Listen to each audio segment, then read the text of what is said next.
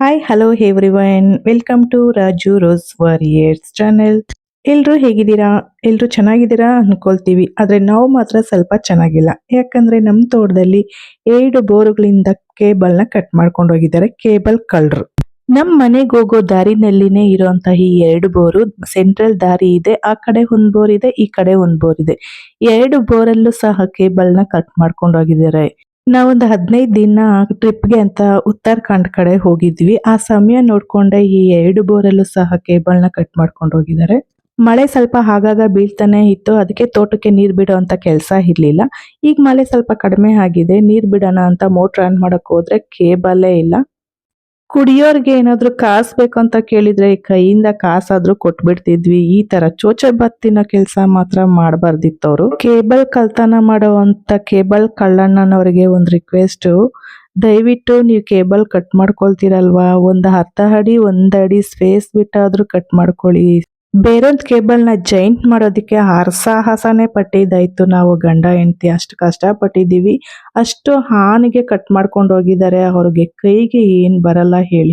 ಈ ಬಿಸಿಲಲ್ಲಿ ಆ ಕೇಬಲ್ನ ಎಳ್ದಿಡ್ಕೊಂಡು ಜೈಂಟ್ ಆಗ್ತಾ ಇದ್ರೆ ಅಬ್ಬಬ್ಬಬ್ಬ ಹೆಂಗಿತ್ತು ಗೊತ್ತಾ ನಮ್ಮ ಮಜಾ. ನಿಜವಾಗ್ಲೂ ಆ ಕೇಬಲ್ ಕಟ್ ಮಾಡಿದವ್ರು ಏನಾದ್ರು ನಮ್ಮ ಕೈಗೆ ಸಿಕ್ಬಿಟ್ರೆ ಈಗಂತೂ ಒಂದು ಹೂವಾರ ಹಾಕಿ ಸನ್ಮಾನ ಮಾಡ್ಬಿಡೋಣ ಅಂತ ಅನಿಸ್ತಿದೆ ನಮಗೆ. ಹೌದು, ಈ ರೀತಿ ಕೇಬಲ್ ಎಲ್ಲ ಕಟ್ ಮಾಡ್ಕೊಂಡು ಹೋಗಿ ಎಷ್ಟು ದಿನ ಜೀವನ ಮಾಡೋಕ್ಕಾಗುತ್ತೆ? 1,000 ಒಂದು 2,000 ಬರುತ್ತೇನೋ. ಅದೇನು ವರ್ಷದಿಂದ ವರ್ಷಕ್ಕೂ ಅದರಲ್ಲೇ ಜೀವನ ಸಾಗಿಸೋಕ್ಕಾಗುತ್ತಾ ಅವರು? ಯಾಕೆ ಈ ರೀತಿ ಕೆಲಸ ಮಾಡ್ತಾರೆ? ಮೈ ಬಗ್ಸಿ ಕೆಲಸ ಮಾಡೋದು ದುಡ್ದು ತಿಂದ್ರೆ ಬೇಡ ಅನ್ನೋತಾ? ಅಯ್ಯೋ ರಾಮ! ಈ ಪ್ರಾಬ್ಲಮ್ ನಮಗೆ ಅಂತ ಅಲ್ಲ, ತುಂಬಾ ಜನಕ್ಕೆ ಈ ರೀತಿ ಪ್ರಾಬ್ಲಮ್ ಆಗಿದೆ. ಎಷ್ಟೋ ಜನಗಳ ತೋಟಗಳಲ್ಲಿ ಈ ರೀತಿ ಕೇಬಲ್ನ ಕಟ್ ಮಾಡ್ಕೊಂಡು ಹೋಗಿದ್ದಾರೆ. ನಮ್ಮಂಗೆ ತೋಟಗಳು ಮಾಡ್ತಿರೋ ಅಂತ ರೈತರ ತೋಟಗಳೆಲ್ಲ ಈ ರೀತಿ ಕೇಬಲ್ಗಳು ಕಳ್ತನ ಆಗಿರ್ತವೆ. ಯಾವ ತೋಟದಲ್ಲಾದ್ರೂ ರೈತರಿಗೆ ಈ ರೀತಿ ಕೇಬಲ್ ಕಟ್ ಮಾಡ್ಕೊಂಡು ಹೋಗುವಂತ ಕಳ್ಳರು ಸಿಕ್ಕಿದ್ರೆ ನಮ್ಗೊಂಚೂರು ಮೆಸೇಜ್ ಮಾಡಿ, ದಯವಿಟ್ಟು ಬಂದು ಅವ್ರ ಮಖ ದರ್ಶನ ಮಾಡ್ಕೊಂಡು ನಾವು ಪುನೀತರಾಗ್ತೀವಿ. ಒಂದು ಜೈಂಟ್ನೇ ಇನ್ನೂ ಹಾಕ್ತಾನೆ ಇದ್ದೀವಿ. ಇನ್ನ ಮೋಟ್ರ್ ಮೇಲೆ ಎತ್ತೋ ಗಾಡಿ ತೋಟಕ್ಕೆ ಬಂತಂದ್ರೇನೆ ಅವ್ರಿಗೆ ಮಿನಿಮಮ್ 1,500 ಕೊಡಲೇಬೇಕು. 1,000 1,500 ಮೇಲೆ ಎಷ್ಟು ಲೆಂತ್ ಎತ್ತಾರೋ ಅಷ್ಟು ಅವರು ಅಮೌಂಟ್ ಬಿಲ್ ಮಾಡ್ತಾನೆ ಇರ್ತಾರೆ. ಯಾಕೆ ಸುಮ್ಮನೆ ಅವ್ರಿಗೆ 1,000 ಎಲ್ಲ ಕೊಡಬೇಕು ಅಂತ ನಾವೇ ಈ ರೀತಿ ಕಷ್ಟಪಟ್ಟು ವೈರ್ನ ಜೈಂಟ್ ಹಾಕ್ತಿದ್ದೀವಿ. ಈ ಕಷ್ಟ ಸಾಲದು ಅಂತ ಯಾರೋ ಒಬ್ರು ಅದೇ ಟೈಮ್ಗೆ ಬಂದರು. ನಿಮ್ಮ ಮನೆಯಲ್ಲಿ ಫ್ರಿಡ್ಜ್ ಇದೆಯಾ, ಟಿವಿ ಇದೆಯಾ, ವಾಷಿಂಗ್ ಮಿಷಿನ್ ಇದೆಯಾ, ಗಾಡಿ ಇದೆಯಾ, ಕಾರ್ ಇದೆಯಾ ಅಂತ ಎಲ್ಲ ಕ್ವಶನ್ ಮಾಡ್ಕೊಳ್ತಿದ್ದಾರೆ. ನಿಜವಾಗ್ಲೂ ಸ್ನೇಹಿತರೆ, ಇದೆಲ್ಲ ಯಾರೋ ಅವರು ನಮಗೆ ತಗೊಟ್ಟಿಲ್ಲ, ನಾವೇ ಕಷ್ಟಪಟ್ಟು ತಗೊಂಡಿದ್ದೀವಿ. ಯಾರ ಮನೆಯಲ್ಲಿ ಇರಲ್ಲ ಹೇಳಿ ಟಿವಿ, ಫ್ರಿಡ್ಜ್ ಎಲ್ಲನೂ? ಎಲ್ರ ಮನೆಯಲ್ಲೂ ಈಗ ಇದ್ದೇ ಇರುತ್ತಲ್ವ. ಹಂಗೆ ಇದೆ ಅಲ್ವಾ ಎಲ್ರ ಮನೆಯಲ್ಲೂ. ಅದೊಂದು ಬೇರೆ ಕೇಳ್ಕೊಂಡ್ ಬಂದಿದ್ರು. ಅವ್ರಿಗೆಲ್ಲ ಉತ್ತರ ಕೊಟ್ಟು ನಾವು ಜೈಂಟ್ ಆಗ್ತಾನೆ ಇದ್ದೀವಿ ಅಲ್ಲೇನೆ. ಅವರು ಜನಗಣತಿ ಮಾಡೋರಂತೆ. ಎಲ್ರ ಮನೆಗೂ ಹೋಗಿ ಅವ್ರ ಮನೆಯಲ್ಲಿ ಎಷ್ಟು ಜನ ಇದ್ದಾರೆ ಅಂತ ಎಲ್ಲ ಕೇಳ್ಕೊಂಡು ಏನೇನಿದೆ ಏನೇನಿಲ್ಲ ಅಂತ ಎಲ್ಲ ಅವರು ಬರ್ಕೊಳ್ತಿದ್ರು. ನಮ್ಮವ್ರಂತೂ ತುಂಬಾನೇ ಕಷ್ಟಪಡ್ತಿದ್ದಾರೆ. ನಾನು ವಿಡಿಯೋ ಮಾಡ್ಕೊಂಡು ನೋಡ್ಕೊಂಡು ನಿಂತ್ಕೊಂಡಿದ್ದೀನಿ ಅಲ್ಲೇನೆ. ಏನಾದ್ರು ಸಣ್ಣ ಪುಟ್ಟ ಸ್ವಲ್ಪ ಹೆಲ್ಪ್ ಮಾಡ್ತಿದ್ದೀನಿ. ಈ ಎಲ್ಲ ಪ್ರಾಬ್ಲಮ್ಸ್ ರೈತರಿಗೆ ಯಾಕೆ ಬರುತ್ತೆ ಸ್ನೇಹಿತರೆ? ಅವರು ಇಷ್ಟೆಲ್ಲ ಕಷ್ಟಪಟ್ಟು ಏನಾದರೂ ತೋಟದಲ್ಲಿ ಬೆಳೆಗಳು ಬೆಳೆದ್ರೆ ಆ ಬೆಳೆಗಳಿಗೂ ಒಳ್ಳೆ ಮಾರ್ಕೆಟಿಂಗಲ್ಲಿ ಬೆಲೆನೇ ಸಿಗೋದಿಲ್ಲ.